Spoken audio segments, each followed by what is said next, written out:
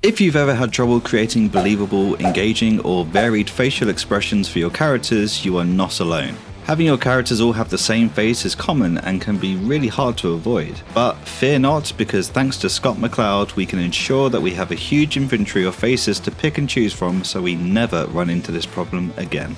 We're going to talk about 4 different subjects an artist needs to be aware of when constructing the face, so let's jump into it. If you have already watched my creating characters video, you may notice a little bit of an overlap here, but we're going to dive into much more detail with this one. A facial expression is a lot like a colour, in that there are an infinite number of combinations of face we can use to express an infinite number of expressions. But before we get too confused about the limitless possibilities, we need to have a basic foundation to work from. So, as with most things in life, we look to Pixar for guidance. The film Inside Out uses 5 base emotions as the characters inside each of their other characters. Man, if you haven't seen that film, then that sentence sounds really weird. They did leave out a 6th emotion though that is also universal according to Darwin, which may surprise you. It may surprise you. Yeah, it's surprise. The emotion is surprise. So we have 6 base emotions, which are anger, disgust, fear, joy, sadness, and surprise. With just these 6 emotions, we have more possibilities of facial expression than you can possibly draw. Think about it, there are only 3 primary colours, yet we can combine those into infinite colour palettes. But now the question becomes, how do you do that? Well, here's how. First, let's take one emotion, anger. Now we have our anger emotion, we can put that on a scale of 1 to 5. The scale doesn't matter that much in terms of range, as it can be 1 to 3, 1 to 10, or 1 to a million. But for our purposes, let's go for 5. Anyway, we'll put him right in the middle on 3. Now everything to the right of our anger guy, let's call him Angus, is getting angrier and angrier, and everything to the left is getting calmer and calmer. We'll look into the muscles of the face later so you can manipulate it more to your liking. As you can see, with just one of these emotions, we have 5 different faces that each tell us different things about them. If you expand that out to all 6 emotions, you already have 30 faces to choose from.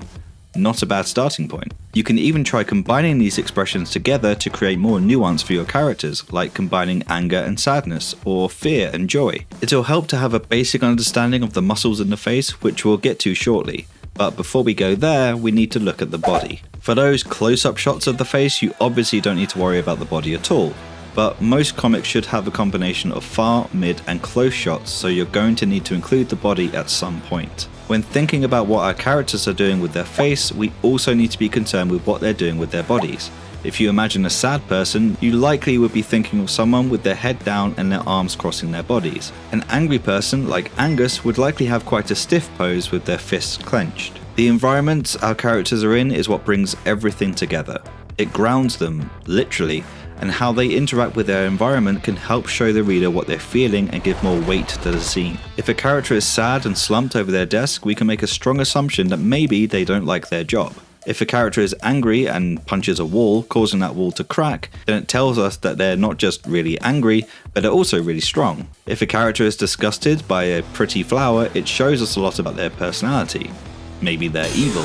Again, there are limitless ways you can use the environment to bring your character's expression into full focus. So when you're planning out your scenes, think consciously of what props and areas within your scene they can use or interact with to help tie everything together. Environments don't get as much love as they should, and I'll be covering that in a later video. I said earlier that I'll be talking about the anatomy of the face, and so let's have a look under the skin. But before we go there, please consider subscribing. I'm sure these videos are helpful because they're helping me a lot think more consciously about things I wouldn't have done previously. And they're fun to make because creating comics is super fun, so hit subscribe because it really helps us little guys. Anyway, let's get to those muscles. Now, don't worry, this won't be technical.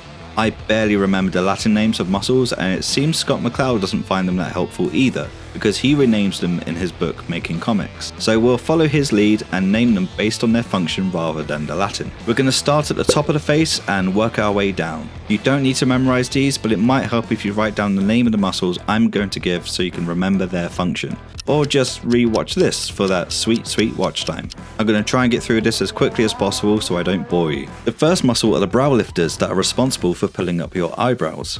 The muscles below this are the frowning muscles. The ring of muscles around our eyes are the squinter muscles. The sneering muscles start from around the corner of the lips and out towards the jawline. The smiling muscles start from the side of the mouth and out towards the cheek, and in some people bunch up and cause dimples. The lip stretcher is next, and these guys stretch the lips out. Not so much a smiling muscle, but these are for big toothy grins or if you're shouting. If you make this face yourself, you'll notice the neck muscles also engage, so keep that in mind. Scott McCloud actually names 12 separate muscle groups that are primarily responsible for facial expression, so I recommend picking up his book if you can. Now, it might seem that all the muscles do is make us express anger, so I won't use that as an example.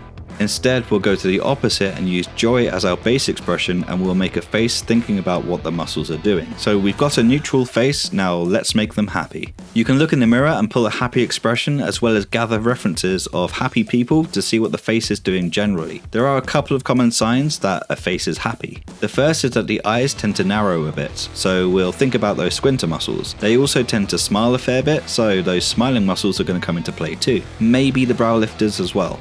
With just these 3 muscles, we've got ourselves a face, and really we could have just used the first 2. I did say this wouldn't be technical, and I've tried not to be. You don't need to be consciously thinking about these muscles for every single expression, but if you're not getting the results you want, then come back to this and think about where the muscles are pulling from and what it's doing to the face. Well, that's 2 subjects down. Let's get to the 3rd and 4th now, which is all about how we're actually going to take this knowledge and put it down on paper. Or tablet. There are 4 methods you can pick and choose from to render out your face on the page. The first is a realism inspired method where you're going to need to know a lot more about anatomy and have good references in order to get the results you want. Taking photos of yourself or your friends in various poses and making various facial expressions will help with this. But you will fall into the trap of making your characters look the same if you continuously use the same references, which is why the knowledge of anatomy is so much more important. You can instead go in the opposite direction and go for a more simplified style, where very few lines are used to create your characters. This might seem like the easier option, but this isn't without its challenges. Because you have such few lines to work with, it means that the lines you do decide to go with need to be more precise and more expressive because they're doing the work on their own. It takes confidence and good choices, which is easier said than done. The third method is to use exaggeration, where even if you're going for a relatively realistic vibe, you can stretch the anatomy to breaking point in order to achieve what you want. Superhero comics do this all the time, with almost impossible body positions. But that doesn't matter because they're achieving what they want to achieve and it looks cool. Spider-Man is probably the best example of this. But this video is focusing on the face, so we can apply that same logic to the face as well. You can refer back to your scale and push the faces to the right a bit more to exaggerate the expression. The final method is the use of symbols within your drawings. Manga and anime use these quite famously, such as the teardrop to denote anxiety or that weird vein thing on the forehead. Yeah, that's a vein, which is one of the issues when utilizing symbols within your drawings. Your audience might not know what those symbols mean. Did you know that blood coming out of the nose in manga denotes sexual arousal? I didn't. Your audience might not either, so be aware of that. Ultimately, it's up to you which method you choose based on your own stylistic preferences. But I think it's wise to be open-minded to all of them and utilize bits from each method so that you can have a wider array of expressions to choose from. And now we're on to the final subject in this video, which ties everything together that we've learned previously. It's all well and good having a litany of expressions in your back pocket, but with so many choices available to us, which one is the right one? The role of the comic artist is to take the script and give it visual life. The keyword is visual. We can't play with sound at all in a printed format, and sound in webcomics is relatively limited and difficult to pull off effectively. So we're relying almost 100% on the visuals to do the talking. A lot of the time it should be relatively easy to at least think of a base emotion for our characters based on what they're saying. If a character is saying something pleasant, we can assume they'll adopt a pleasant expression. But what if a character is monologuing and their tone of word changes in one panel? Well, the easiest option is to turn that into 2 panels and separate the tone accordingly. But if for whatever reason you can't do that, then you can do 2 things. If the overall mood is joyous, go in that direction.